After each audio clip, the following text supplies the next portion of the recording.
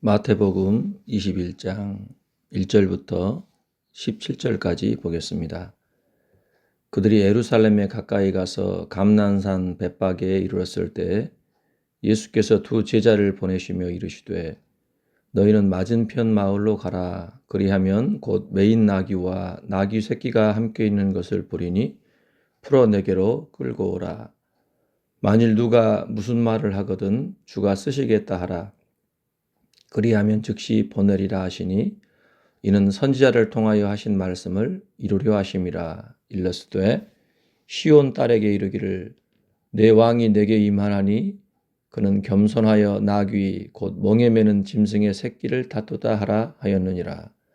제자들이 가서 예수께서 명하신 대로 하여 나귀와 나귀 새끼를 끌고 와서 자기들의 겉옷을 그 위에 얹음에 예수께서 그 위에 타시니 무리의 대다수는 그들의 겉옷을 길에 펴고 다른 이들은 나뭇가지를 베어 길에 펴고 앞에서 가고 뒤에서 따르는 무리가 소리 높여 이르되 호산나 다윗의 자손이여 찬송하리로다.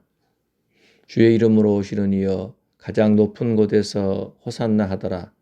예수께서 예루살렘에 들어가시니 온 성이 소동하여 이르되 이는 누구냐 하거늘 무리가 이르되 갈릴리 나사렛에서 나온 선지자 예수라 하니라.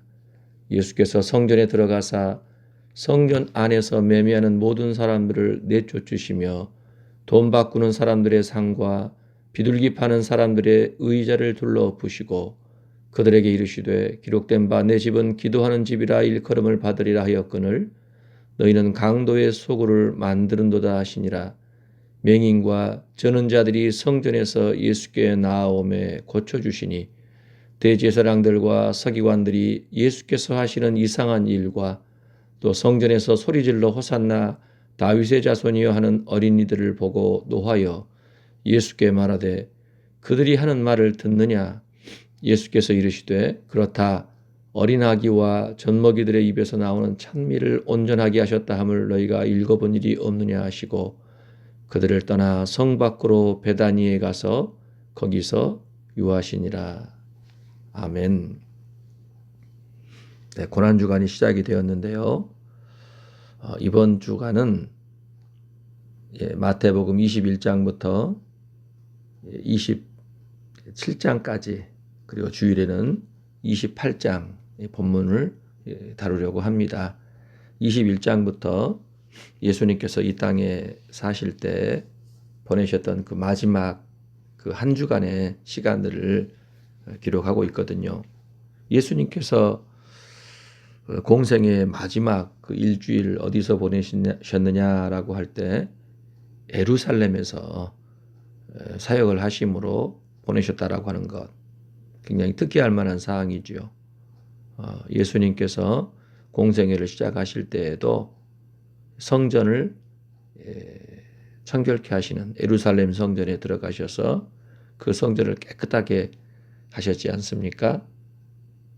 그렇게 해서 그분의 그 사역을 시작을 하셨는데 또 이제 사역을 마무리하실 그 시간도 그 한 주간을 예루살렘에 들어가셔서 성전을 거룩하게 하시는 그 일을 행하시고 또 성전 안에서 사람들을 가르치시고 또 하나님의 뜻에 관한 문제를 가지고 당시에 제사장들, 서기관들과 논쟁하심으로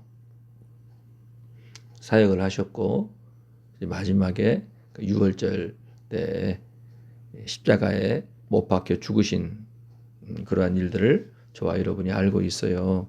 그래서 이번 주간에는 마태복음 21장부터 27장까지의 내용들을 간략하게 살펴보도록 하겠습니다.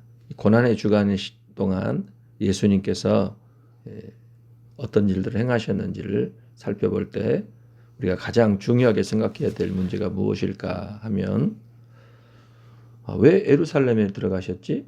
하는 문제예요. 예루살렘은 이스라엘 그 사회에서는 왕의 성이지 않습니까? 다윗 왕이 그 나라를 다스리고자 할 때 예루살렘을 왕도로 정하여서 그곳에서 통치를 했어요. 여느 왕과 달리 다윗 왕은 하나님이 왕이시다라고 믿었던 사람, 그래서 하나님의 법궤를 왕궁 곁에 모셔두고 늘 하나님께 나아가 여쭙고 찬양하고 예배드리는 그런 사람이었어요. 성전을 짓고자 할 때 하나님께서는 그 아들을 통하여 짓게 하시지요. 솔로몬이 왕이 될 수 없는 그 아들, 그러나 하나님이 정하셔서 그가 왕이 되었고, 하나님의 성전, 예루살렘 성전을 지음으로 명실상부 예루살렘 성은 하나님이 왕으로서 다스리시는 그러한 세상을 의미해요. 하나님께서 인간왕을 종으로 삼으시고 다스리시는 세상, 하나님의 백성과 함께 하셔서 거하시는 세상. 그래서 왕을 비롯한 모든 백성들이 하나님 경외하고 그분의 명령에 따라 행함으로 하나님이 통치하시는 평화로운 세상, 바로 그 세상을 예루살렘이다. 그러나 역사 속에서 예루살렘은 수도 없이 침략을 당하고 파괴되었지요.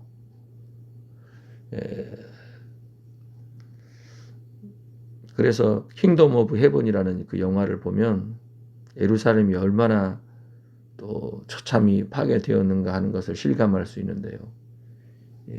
중세 때 예루살렘 성을 지키고자 했던 또 기독교인들과 또 이슬람 세력에 의해 전쟁이 벌어지지 않습니까? 그 과정을 보면 예루살렘이 얼마나 이 죄가 가득한지, 서로 간에 어떤 의를 내세워서 우리 것이다, 아브라함을 믿는 사람들은 아브라함이 자신들의 조상이다라고 해서 유대인들도 또 기독교인들도 또 무슬림들도 서로 간에 아브라함의 도성, 그 도성인 예루살렘을 자기들 것으로 만들려고, 그래서 자기들의 신전을 그곳에 지으려고 서로 싸우지 않습니까? 그래서 예루살렘이 그렇게 서로 간에 차지하고자 하는 그런 전쟁터가 된 것이지요. 그러니까 인간적인 생각으로 그 세상의 그 욕망을 가지고 예루살렘을 바라보면서 서로 차지하려고 하니 그 가운데 얼마나 많은 죄와 피 흘림이 있었겠어요.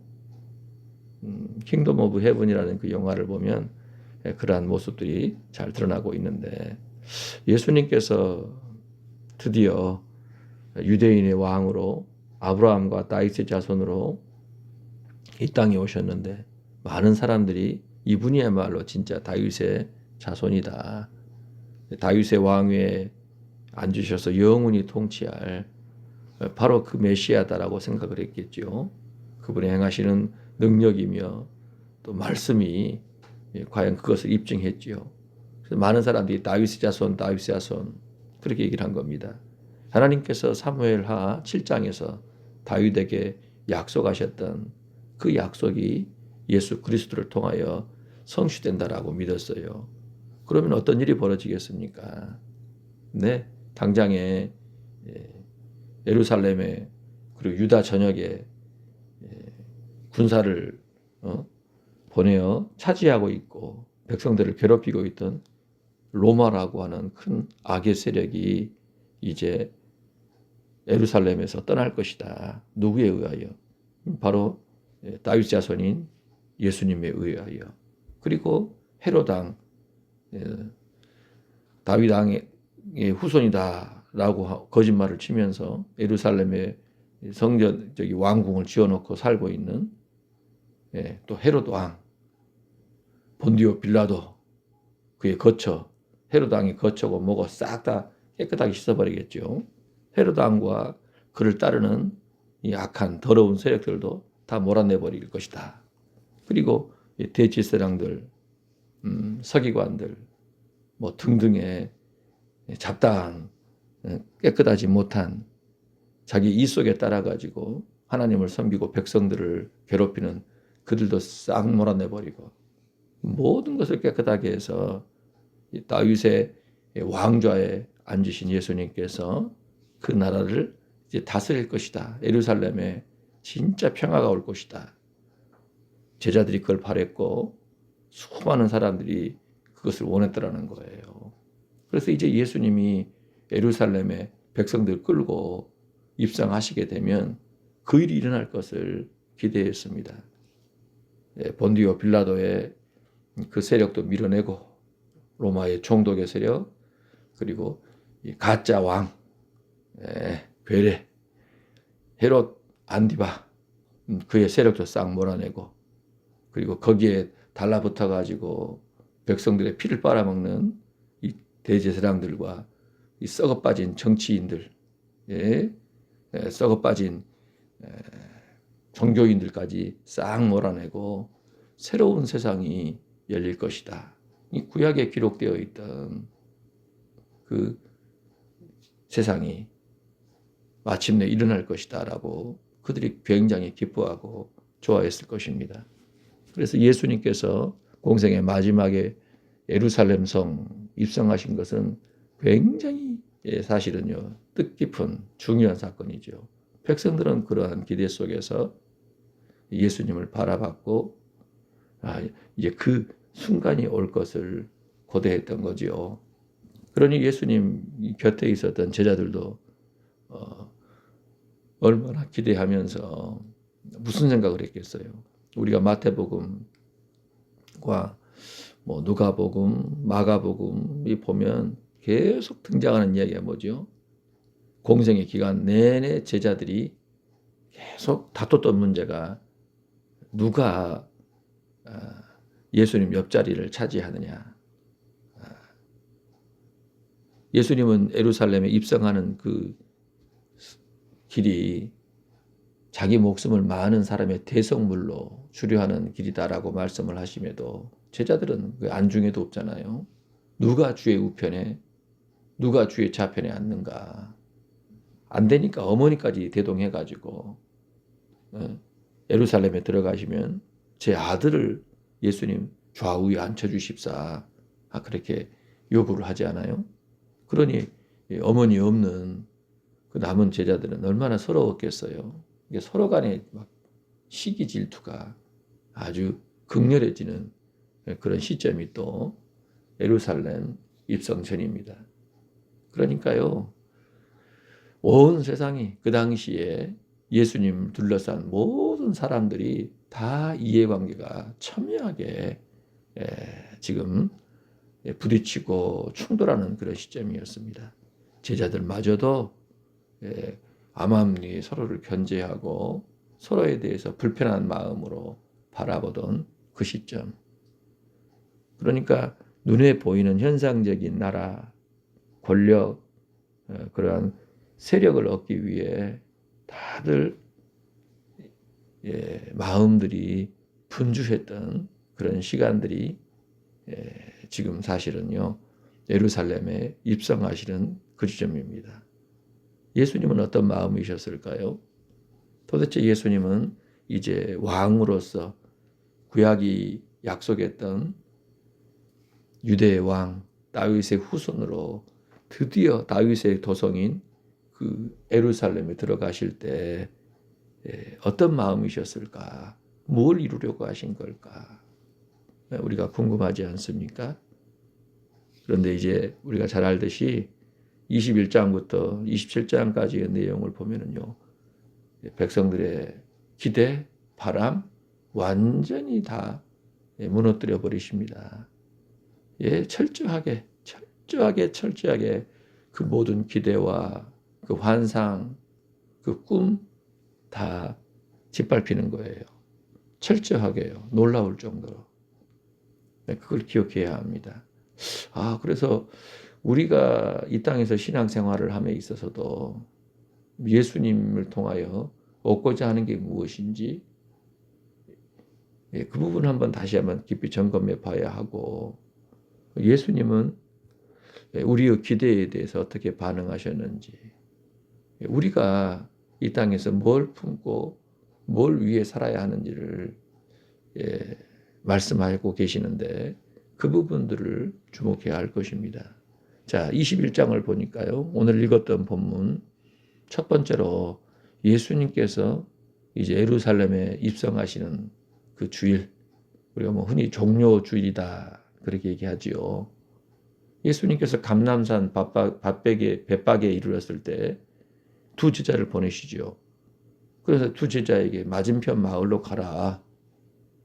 근데 거기 가서 보면 메인 나귀와 나귀 새끼가 함께 있는 걸 볼 거야. 풀어서 내게 끌고 오라는 겁니다. 아니, 주인이 있는 메인 나귀 그리고 나귀 그 새끼를 끌고 오라는 겁니다. 남의 것을 갖다가. 그런데 만일 누가 무슨 말을 하거든 주가 쓰시겠다 하라. 그리하면 즉시 보내리라.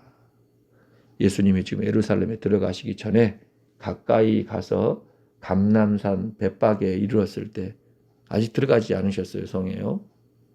거기에서 제자 둘을 보내시고 나귀와 새끼를 끌고 오라는 거예요. 기다리신 거죠. 예루살렘에 들어가시지 않고. 그러니까 예루살렘에 나귀와 나귀 새끼 타고 들어가시겠다라는 거예요. 그런데 타고 들어가실 때 자기 거 본인 거 키웠던 나귀와 나귀 새끼가 아니라 남의 거 빌려 타는 거지 않습니까?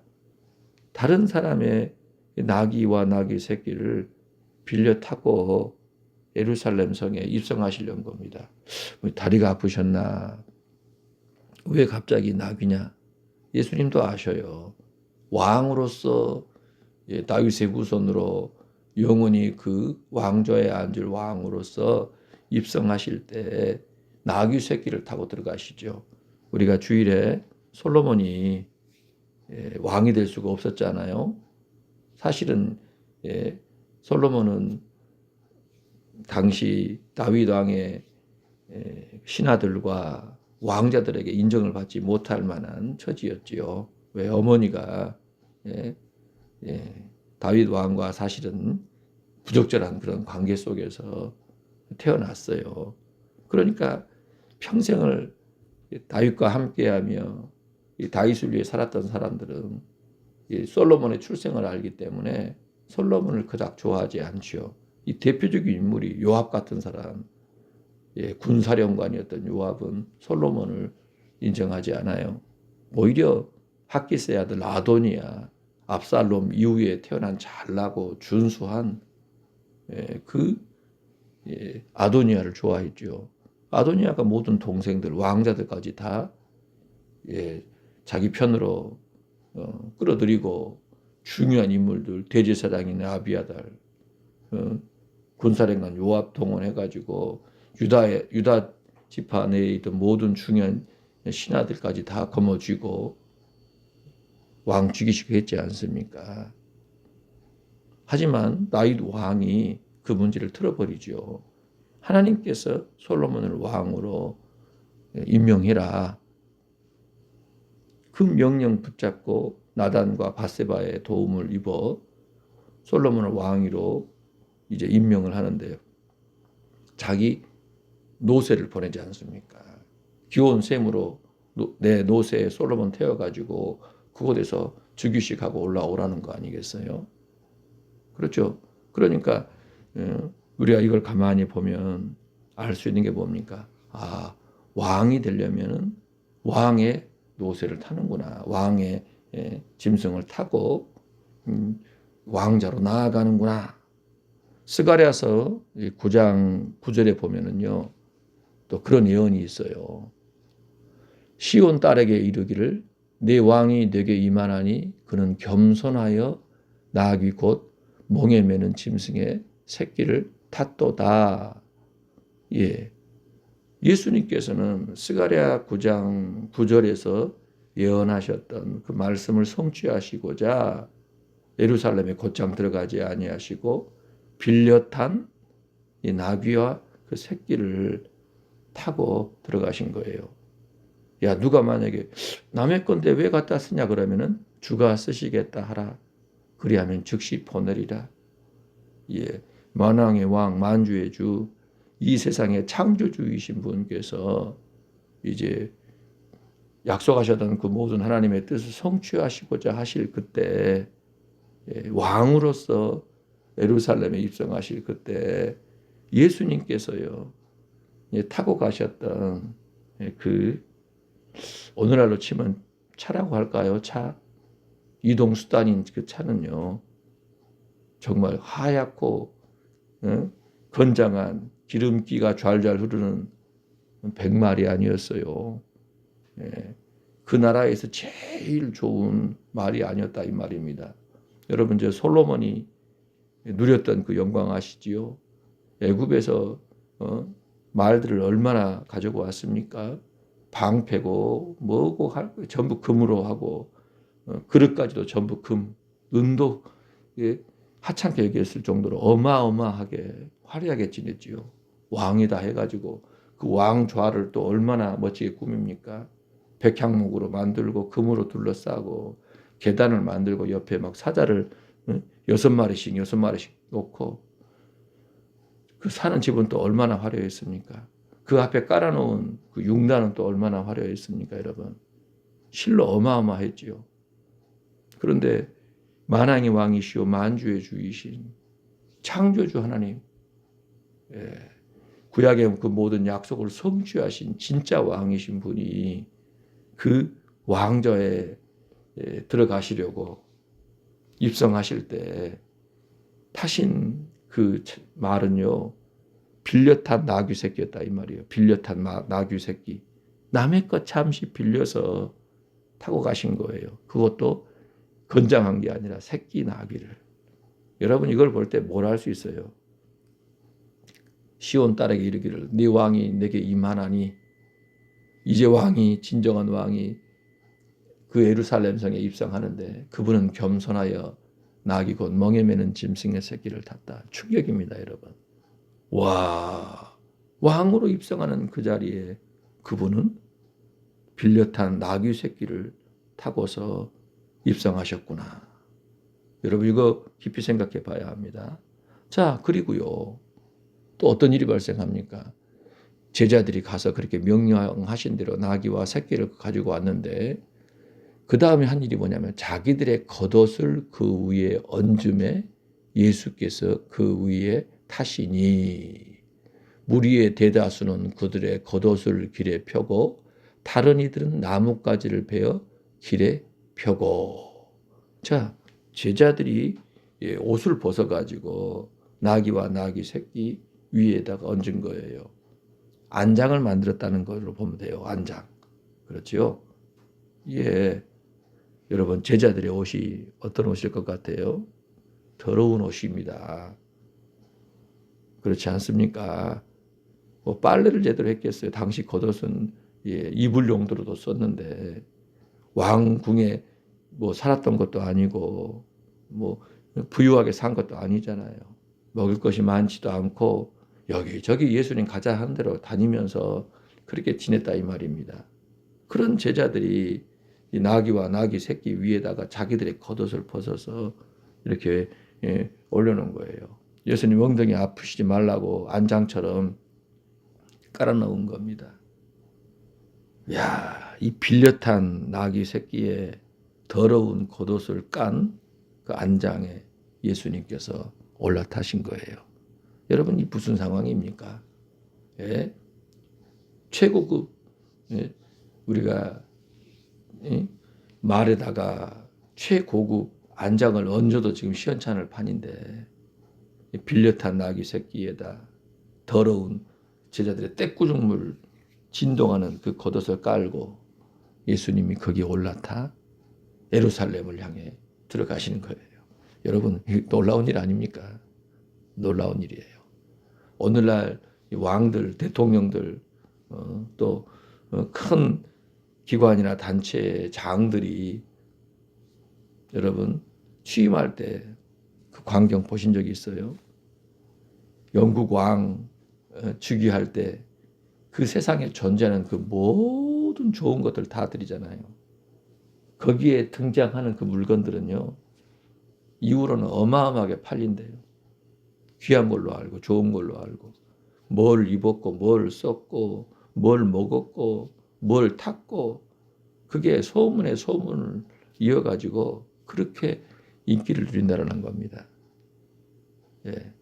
뭐 우리나라 대통령, 미국 대통령 뭐 등등 어디를 보세요. 하다못해 아프리카 이름도 잘 모르는 그런 나라의 대통령도 즉위한다 하면은요. 어마어마한 행사를 치릅니다.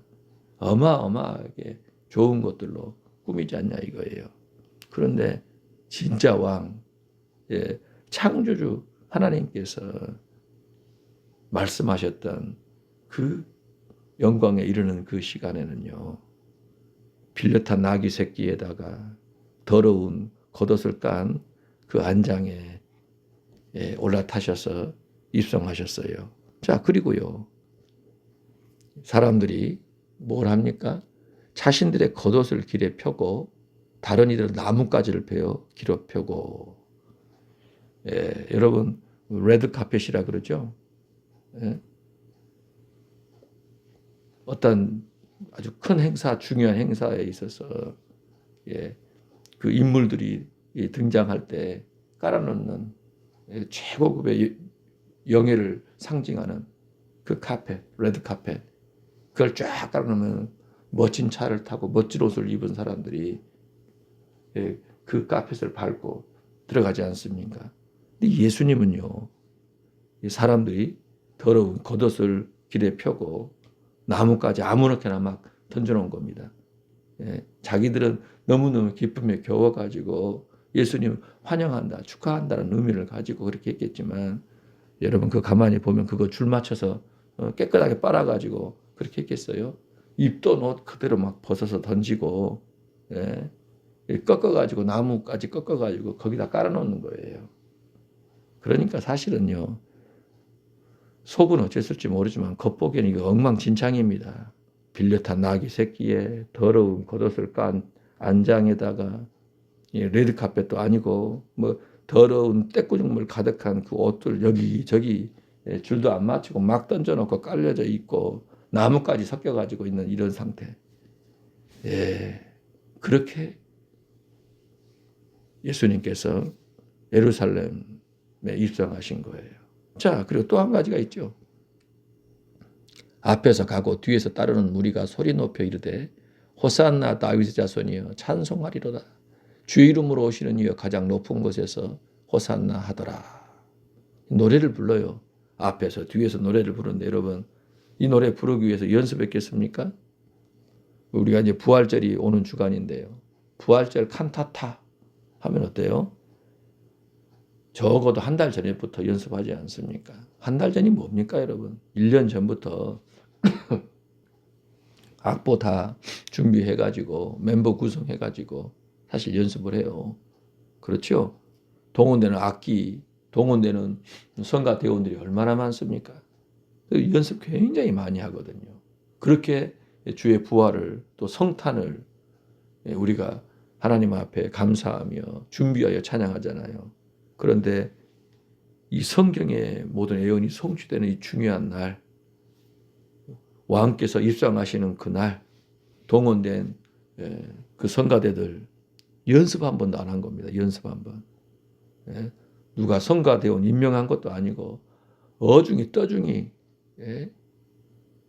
예수님이 입성하시는 그 의도와 목적도 모른 채 자기들이 생각, 자기들의 기대 속에서 마냥 좋아해가지고 다 그냥 앞에서 뒤에서 여기서 저 소리하고 저 소리하고 뭐 호산나 찬송하리로다. 주의 이름으로 오시는 이여 가장 높은 곳에서 호산나.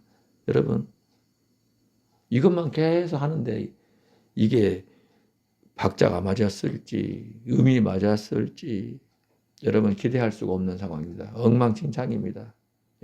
화음 뭐 이런 건 전혀 기대가 안 되는 아무렇게나 연습도 없이 막 떠들어대는 그러한 환영의 노래입니다. 리허설 여러분 아니요 없었어요. 한 번도. 뭐 여러분 어느 뭐 축제 같은 거 보면 뭐 카드 섹션 같은 거 하잖아요. 이런 건 또 공산권에서 기가 막히게 하더라고요. 카드 섹션 얼마나 많은 사람이 동원이 돼가지고 자기들의 그 지도자들을 섬긴다고 우상화하려고 그렇게 글자를 만들고 모양을 만들고 합니까? 그리고 여러분 이런 자리에는 최고의 가수들이 동원되잖아요. 그래서 가수들도 내가 대통령 즉위식 때 내가 노래 부른 사람이다. 자기 인생의 큰 이력으로 경력으로 자기가 생각하지 않습니까?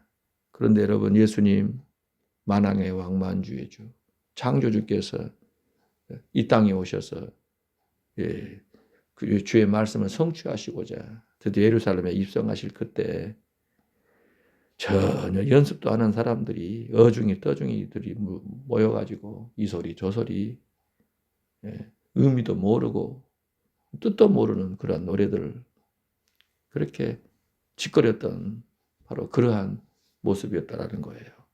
참 놀라운 거 아닙니까? 그런데 여러분 예수님의 태도가 어떠셨어요? 아니 이것들이 나를 무시해도 유분수지 즉위식을 이따위로 준비해? 뭐야 이게 지금? 야 베드로, 야 요한, 뭐냐 지금 너네들 이거? 이 나귀? 야 뭘 깔았어 지금? 너네 더러운 겉옷을 깐 거야? 야 사람들 좀 줄 좀 맞춰. 아 이거 나 지금 어떤 날인데 이런 식으로 너네들 이렇게 아무 준비 없이 너무한 거 아니냐? 여러분 즉위식 잘못하면 어떻게 되겠습니까? 사실요. 이 세상에서는요. 큰일 나죠. 네? 목 날라갑니다. 목 날라가. 독재자 같으면은요. 나에 대한 이거 상당히 이거 좀 반항기가 보이는데 어떤 의도로 나한테 이런 걸 준비했어? 나를 무시하는 거야? 여러분 그랬을 법하지 않아요? 충분히 그럴 수 있습니다. 이 날이 어떤 날인데 나를 왕으로 인정하지 않겠다는 거네. 나를 하찮게 여기겠다는 거네. 예? 여러분 그런 마음을 충분히 가질 법한 문제가 아니냐 이거예요. 예수님은요. 예루살렘에 그 입성하실 때 그분이 받으신 그 환대 이건 사실은 여러분 이건 부끄럽고 수치스러워도 말도 못 꺼낼 거라는 얘기입니다. 아니 어떻게 이렇게 할 수 있냐. 우리가 너무 지금 이 이야기에 익숙해져서 그냥 넘어가잖아요. 나귀 새끼 타셨대. 사람들이 겉옷을 깔고 뭐 가지도 이렇게 깔아놓고 지나가게 하셨대. 여기서 저기서 사람들이 막 노래도 부르고 호산나 호산나 했대. 우리는 그렇게 알고 아무렇지도 않게 생각하지만 여러분 이 장면은요 굉장히 충격적인 장면입니다. 이럴 수가 없어요. 이렇게 해서는 안 되는 겁니다. 예? 이미 그 안에 있던 예루살렘 성을 차지하고 있던 그 세력들은 어떻겠어요? 기가 막히지요. 자기들이 왕이고 자기들이 권력가인데 백성들이 우르르르 몰려와서 누구 하나 내세우고 기껏 한다는 것이 나귀 새끼에다 더러운 옷 깔고 악쓰고 뭐 아주 우왕좌왕 난리 법석을 떨고 있는 거예요. 어이가 없지요. 어이가 없지요. 지금 그런 해괴한 상황이 연출된 것입니다. 그런데 여러분 이 핵심에 가장 중요한 부분이 뭐예요? 왜 이렇게 하셨냐는 거예요. 예루살렘 성을 입성하시는데 왜 이와 같은 모습일까? 최대한 갖춰서 미리서 준비케 하시든지 예수님 자신도 좀 그렇게 권위도 좀 내세우고 모욕도 좀 하시고 옷도 좀 갈아입으시고 좀 돈 있는 사람들한테 미리 연락을 해가지고 나 이번에 입성하니까 나 옷 좀 어떻게 한 벌 해봐라. 말도 좀 미리 좀 준비해봐라. 다른 날은 아니어도 이날만큼은 좀 그렇게 해볼 만도 한데 예수님은 아니 정말 이 모습이대로 그런데 그걸 전혀 불편해하거나 그것에 대해서 딴지를 것이지 않은 거예요. 왜요? 겸손하셔서 아주 지극히 겸손하셔서 그리고요 예수님이 예루살렘 입성에 지금 담고 있는 의미가 사람들이 생각하는 것과 전혀 다르다는 것입니다. 그렇죠. 예루살렘에요. 죽으러 가시잖아요. 예? 죽으러 지금 예루살렘에 가십니다. 결국에는요.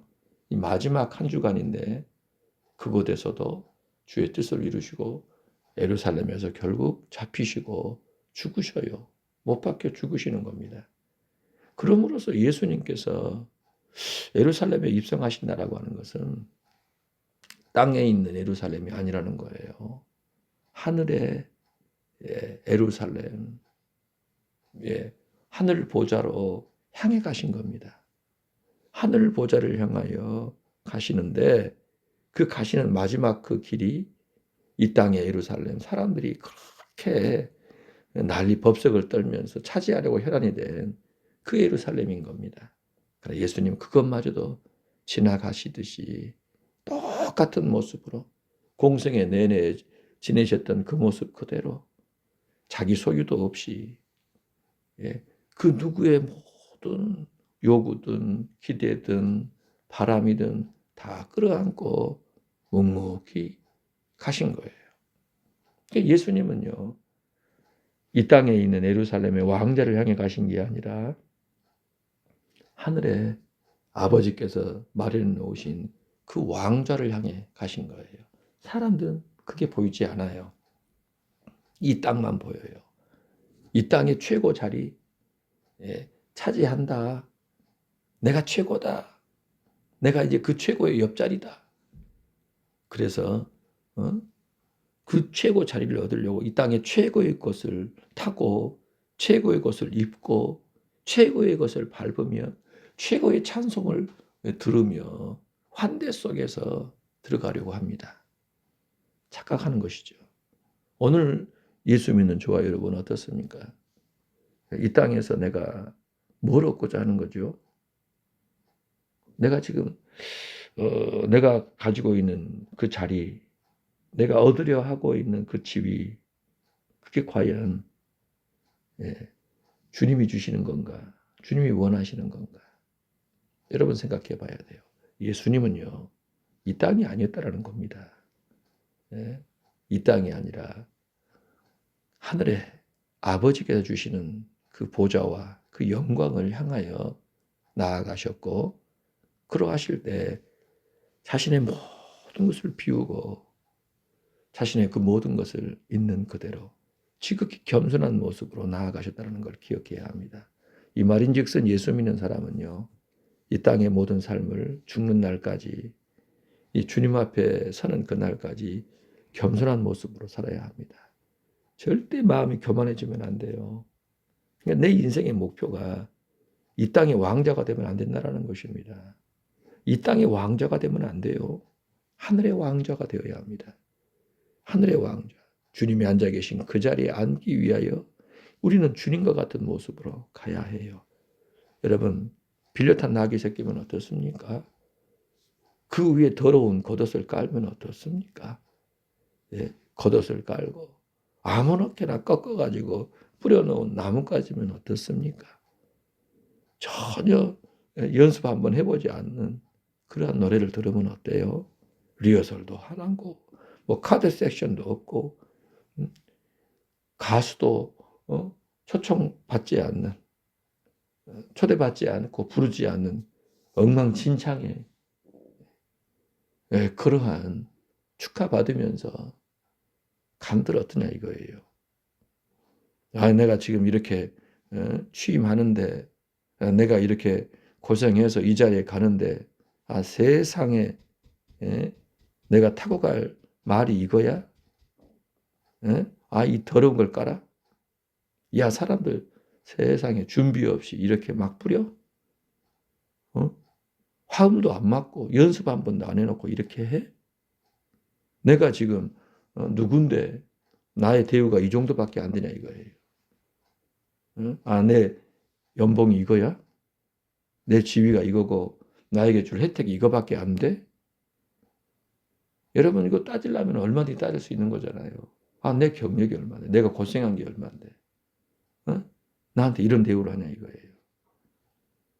여러분, 여러 가지 이유로 인해서 어느 정도의 부분들을 인정을 해야겠지만 근본적으로 예수 믿는 사람의 마음 속에는요, 예수님을 묵상을 하면 이 땅이 영원하지 않고 나는 지금 이 땅에 그 꼭대기에 앉으려 하는 사람이 아니라 주님이 앉아 계시는 그 하늘 보좌로 나아가고 있는 사람이다.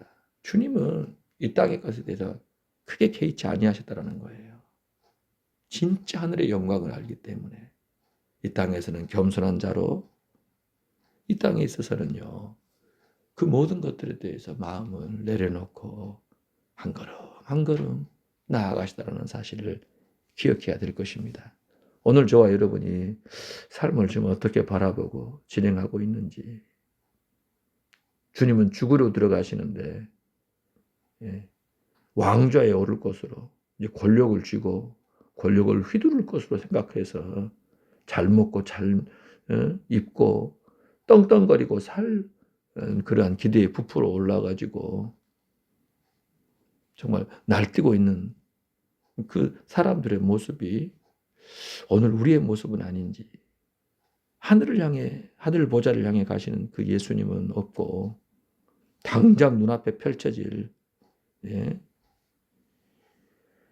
그 잘 먹고 잘 입고 잘 사는 그것이 목적이 되고 꿈이 되어버린, 지금 그런 신앙이 되어버린 건 아닌지 한번 돌아보시면서 아무쪼록 이 고난주간을 보내는 저와 여러분의 마음이 예수 그리스도를 깊이 묵상함으로 예루살렘에 입성하시는 그 예수님 그 모습을 깊이 묵상함으로 겸손할 것을, 이 땅이 아니라, 이 땅의 왕조가 아니라 하늘의 왕자를 향해 나아가는 그 겸손함, 가난함, 그 헌신과 희생, 그 부분을 깊이 주목하시고 묵상하심으로 그 은혜를 따라 이 한 주간을 보내시고 또 남은 생애를 사시길 주의 이름으로 축복합니다.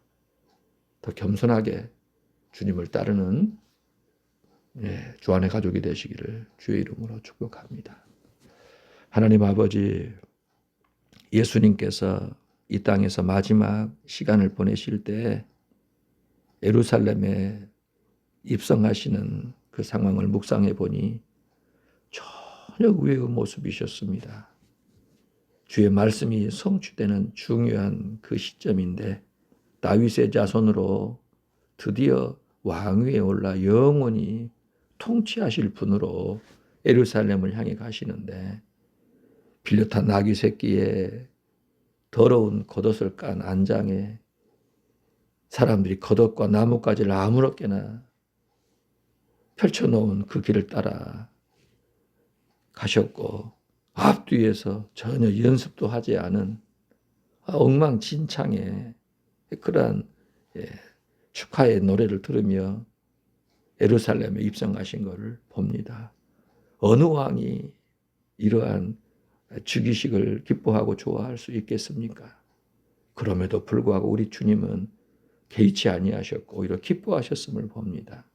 주의 말씀을 성취하기 위하여 죽으러 가시는 그 주님은 그 모든 것을 기뻐하시며 주의 말씀을 성취하는 길을 따라 들어가셨음을 확인하고 될진데 오늘 우리는 어떤 마음으로 이 땅을 바라보고 삶을 바라보는지 깊이 돌아보게 하여 주셔서 예수님처럼 그 하늘의 보좌를 향해 나아가게 하여 주소서. 이 땅의 삶이 다하는 그 순간까지 겸손하게 하소서. 가난하게 하여 주소서. 진실하게 하여 주셔서 정말 예수님 본받아 나를 드러내지 않고 오직 주만 높이며 주의 뜻을 이루는 삶이 되도록 은혜를 베풀어 주시옵소서. 성령의 능력에 충만함을 우리에게 허락하여 주심으로 오늘도 믿음으로 승리케 하여 주시옵소서. 영광과 찬송을 주께 돌리며 우리 구주 예수님 이름으로 기도합니다. 아멘.